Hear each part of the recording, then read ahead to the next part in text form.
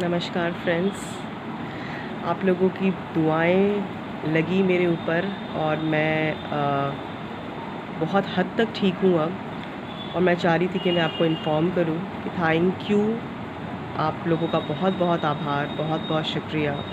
आप लोगों ने मेरे लिए दुआएं की और मैं आप लोगों की दुआओं की वजह से आज ठीक हूँ। इसके लिए मैं सचमुच में आप लोगों के लिए जितना आभार व्यक्त करूँ शायद वो कम होगा। लेकिन इससे भी ज़्यादा ज़रूरी मैं आज आपको एक इन्फॉर्मेशन भी देना चाहती हूँ दोस्तों।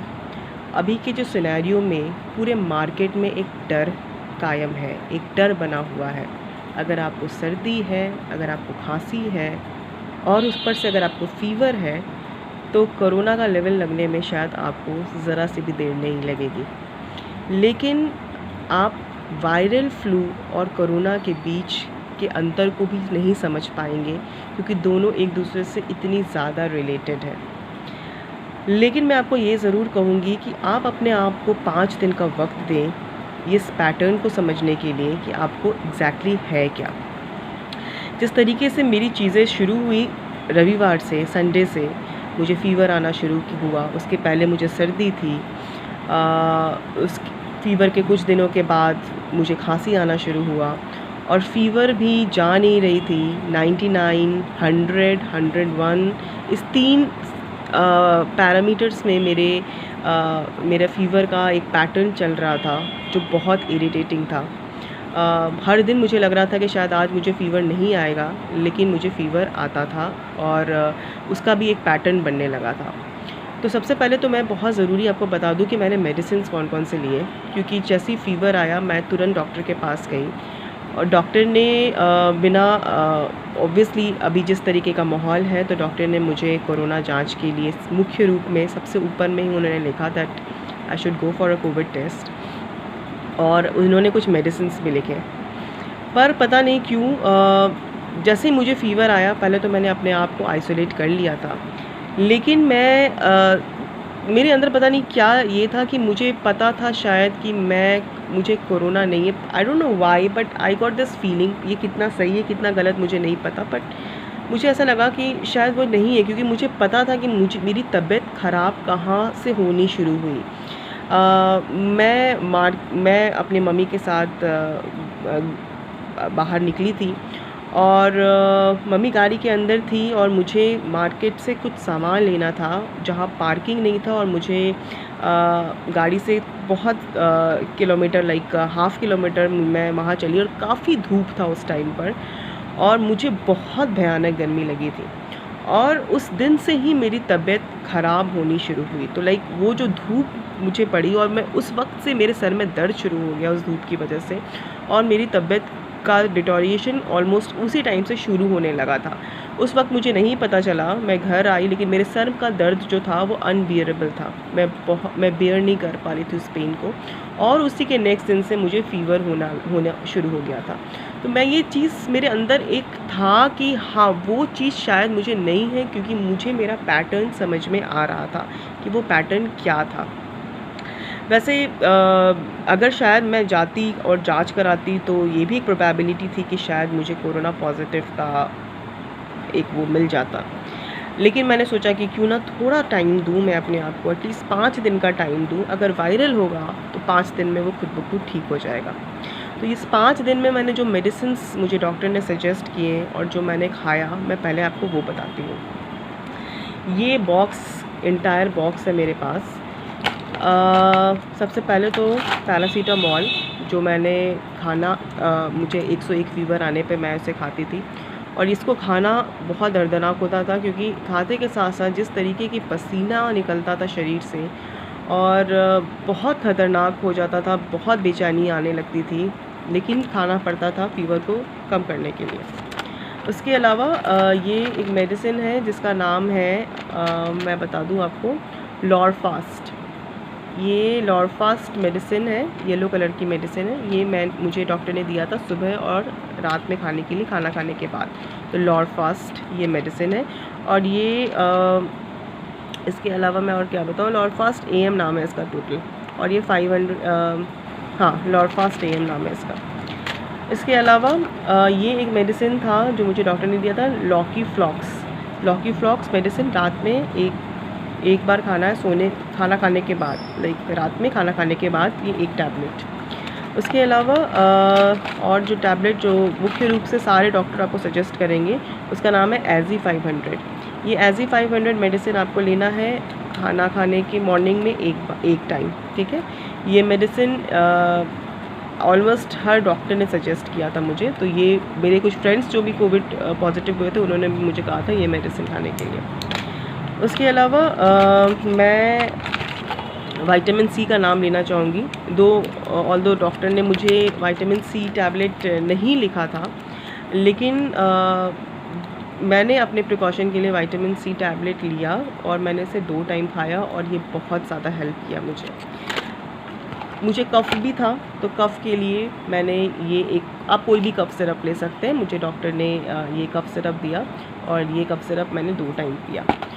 और एक और मेडिसिन है जो एसिडिटी का है, क्योंकि इतनी हाई एंटीबायोटिक्स थे तो डॉक्टर ने मुझे एक एसिडिटी की दवाई दी और रैबिमी नाम है इस मेडिसिन का, जो सुबह खाली पेट और रात में खाली पेट मुझे खानी थी। ये सारे मेडिसिन्स थे और ये सारे मेडिसिन्स खाने के दौरान आपको वीकनेस बहुत ज़्यादा आएगा। और अभी फ़िलहाल मेरी फ़ीवर तो चली गई है, लेकिन मैं जिस फ़ीवर से गुज़र रही हूँ, जिस वीकनेस से गुज़र रही हूँ, वो शायद अगेन बहुत पेनफुल है, क्योंकि पढ़ना कुछ लिखना अभी भी मेरे लिए बहुत ज़्यादा संघर्षशील है, ऐसा मेरे लिए कह सकती हूँ मैं। बहुत ज़्यादा अभी भी हिम्मत नहीं आई है, पेपर पढ़ने में थोड़ी तकलीफ़ हो रही है।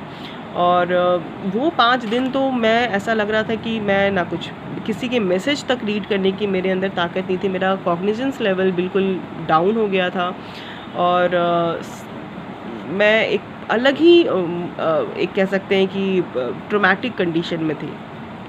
इसके अलावा जो चीज़ें आपको हेल्प करेंगी वो ये है कि आप गार्गल करें, 3 टाइम गार्गल करें, सुबह, दोपहर और शाम, और गर्म पानी में हल्दी डालकर खौलाएँ और सेंधा नमक डालकर 3 टाइम गार्गल करें, वो बहुत हेल्प करेगा। काढ़ा पिएँ, काढ़ा में गिलोई, तुलसी, नीम, हल्दी, दालचीनी और उसमें आप ये भी डाल सकते हैं ब्लैक पेपर और जिंजर। ये सब को डालकर आप उसको उबलाएं और उसको हाफ़ रिड्यूस जब हो जाए तो उसको आप कंज्यूम करें। आई थिंक वो काढ़ा बहुत इफ़ेक्टिव है आपको इस चीज़ से लड़ने के लिए, वो आपको बहुत आपकी इम्यूनिटी को स्ट्रॉन्ग करेगा। इसके अलावा और जो चीज़ें मैंने की थी वो ये कि आप और पूरे दिन गर्म पानी पिएँ। गर्म पानी बहुत गर्म भी नहीं, लाइक ल्यूकवार्म वाटर, आप उसको कंज्यूम करें और गर्म पानी से आपको आपकी गले की जो खिचखिचाहट वगैरह है वो हेल्प करेगी रिड्यूस होने में। मैंने स्टीम लिया 2 टाइम, सुबह और शाम में, और स्टीम में मैंने लौंग डालकर स्टीम लिया था, वो मुझे बहुत हेल्प किया था। कुछ लोगों ने मुझे ये भी सजेस्ट किया था कि आप लहसुन को कूच के भी डालकर वो भी स्टीम ले सकते हैं, बट मैंने वो नहीं, बट मैंने लौंग लेकर स्टीम लिया था, वो भी मुझे हेल्प किया रिकवर करने में। और उससे भी ज़्यादा ज़रूरी है आपका डाइट, जो आपको ऐसा खाना खाना है जो इजीली डाइजेस्टेबल हो, लाइक पतली खिचड़ी, दलिया, अंडे मैं 2 खाती थी, उबले अंडे, दूध पीती थी उसमें हल्दी डालकर, और दिन में चावल दाल सब्ज़ी जो बनता था वो मैं खाती थी, क्योंकि मैं रोटी नहीं च्यू कर पाती थी, इसीलिए मैं ऐसे ही कुछ लिक्विड जैसे आइटम या फिर सेमी लिक्विड मटेरियल्स में कंज्यूम करती थी जो डाइजेस्ट हो सके। आपको अपना ऑक्सी लेवल भी देखना है। मेरा ऑक्सी लेवल जो था वो 99 to 100 के बीच में था, तो वो मैं समझ रही थी कि चलो वो चीज़ें टचवुड ठीक थी। और इसके अलावा जो चीज़ें आपको और पॉजिटिव रहना बहुत ज़रूरी है सब चीज़ों में, क्योंकि जिससे भी मैं बात करी थी सब मुझे बोल रहा था कि गो फॉर कोविड टेस्ट, आपको कोविड है, आप कोविड टेस्ट के लिए जाओ और आप करो। मैं जाती ही कोविड के लिए, अगर मेरी तबीयत बिगड़ते जाती तो मैं ऑब्वियसली जाती और टेस्ट कराती। मैंने अपने आप को डे 1 से आइसोलेट कर लिया था। डर मेरे अंदर था, एक शक की सुई तो उस वक्त ही आ गई थी मेरे अंदर कि वो शायद वही है, लेकिन आप पैनिक ना हो, ये सिचुएशन में आप डरें नहीं, पॉजिटिव रहें, अच्छे पॉजिटिव लोगों के संपर्क में रहें और उनसे आप पॉजिटिविटी लेते रहें। मेडिसिन्स खाएं, डाइट लें और बाकी जो चीज़ें मैंने आपको बताई हैं वो करें। आप देखिएगा वो आप इससे ईज़िली फ़ाइट कर सकिएगा। इसीलिए मैं कह रही हूँ, हर बुखार, हर सर्दी, हर खांसी कोविड नहीं होती। हो सकता है आपको वायरल फीवर हो सकता है आपको धूप की वजह से आपकी तबीयत ख़राब हो जाए, इसीलिए आप हर वायरल को कोविड मत मान लीजिए, ठीक है। मुझे पक्का यकीन था कि मुझे कोविड नहीं है, क्योंकि मुझे अपनी तबीयत की पैटर्न की ख़राब होने की टेंडेंसी कहाँ से शुरू हुई थी वो मैं समझ गई थी। इसीलिए मैंने अपने आप को भटकाया नहीं और मेडिसिन्स पर और अपनी डाइट पर, अपनी फैमिली पे मैंने पूरी तरीके से रिलाई किया और शायद इसी वजह से आज मैं ठीक हो पाई हूँ। और आप लोगों की दुआएं तो हमेशा मेरे साथ थी ही। इसीलिए इस वीडियो को प्लीज़ शेयर करें ज़्यादा से ज़्यादा अपने लोगों के बीच में, ताकि ये समझ में आ सके कि वायरल और कोविड के बीच का फ़र्क क्या है। और साथ ही साथ अपने फ़ीवर का पैटर्न को भी आप एक जगह नोट डाउन करें। जैसे कि मुझे फ़ीवर जब आता था तो उसका टाइम था 1 से 5, 1 बजे से मुझे फ़ीवर आना शुरू होता था। 100, 101, 101.5 इस तरीके से फ़ीवर रहती थी। तो मुझे समझ में आ गया था कि मेरा फ़ीवर 1 बजे से शुरू होता है। और ऑलमोस्ट ये जो चार्ट आप देख सकते हैं, मैंने ये चार्ट भी मेंटेन किया, माफ़ करिएगा ये स्लिप कर गया। तो ये चार्ट है, ये देखिए, ये चार्ट मैंने यहाँ पे मेंटेन किया था। आपको लग रहा होगा कोई कैलकुलेशन है, पर इस चार्ट से मैंने अपने आप को पूरी तरीके से समझा, इस चार्ट के माध्यम से, कि मुझे फ़ीवर का पैटर्न किस तरीके से आ रहा है। तो फ्रेंड्स प्लीज़ ये इस वीडियो को शेयर कीजिए और ज़्यादा से ज़्यादा लोगों को बताइए, ताकि वो एटलीस्ट इस डर के खौफ में ना रहें। शायद उनको वायरल हो और उस कोविड के डर से उनको पैनिक अटैक ना आ जाए। तो प्लीज़ फ्रेंड्स डरिए नहीं, पॉजिटिव रहिए और डट के सामना कीजिए, क्योंकि इसके अलावा हमारे पास कोई ऑप्शन नहीं है। ओके, इस वीडियो को मैं अब यहीं ख़त्म करती हूँ। और हाँ, साथ ही साथ मैं आपको और बता दूँ कि कल से मैं वापस आ रही हूँ आपके लिए नए वीडियोस लेकर, आपकी पढ़ाई को मैं वापस से कंटिन्यू करने के लिए। बहुत बहुत धन्यवाद मेरा सपोर्ट करने के लिए, बहुत बहुत धन्यवाद मेरे लिए प्रे करने के लिए। और कल से फिर हम पढ़ाई की शुरुआत करते हैं और आज भर मैं रेस्ट ले लेती हूँ। Okay, till then, bye bye.